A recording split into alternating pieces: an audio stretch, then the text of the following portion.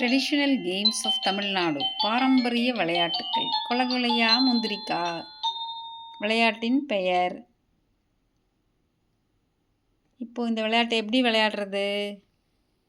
5 6 குழந்தைங்க 9 குழந்தைங்க எவ்வளோ பேர் வேணாலும் விளையாடலாம். முதல்ல இந்த குழந்தைகளுக்கு ஃபஸ்ட்டு ஒரு லீடர் செலக்ட் பண்ணணும்.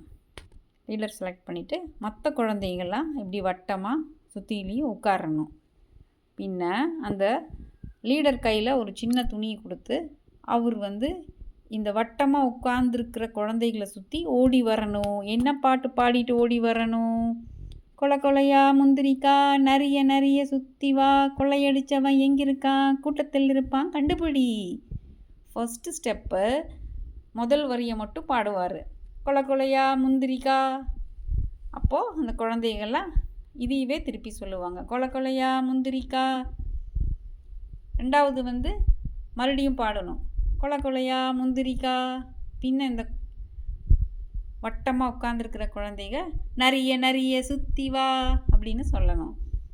இந்த லீடர் அந்த துணியை எடுத்துட்டு, சின்ன துணியை எடுத்துட்டு இந்த உட்காந்துருக்கிற குழந்தைகளை சுற்றி வட்டமாக ஓடி வரணும். ஒரு 2 ரவுண்டெல்லாம் 3 ரவுண்டு அவர் ஓடிட்டு ஏதோ ஒரு குழந்தை பின்னாடி முதுகுக்கு பின்னாடி அந்த துணியை போட்டுடணும். அப்போ திருப்பி அந்த வட்டமாக உட்கார்ந்துருக்கிறவங்க கொள்ளையடித்தவன் எங்கே இருக்கான், கூட்டத்தில் இருப்பான் கண்டுபிடி என்று சொல்லணும்.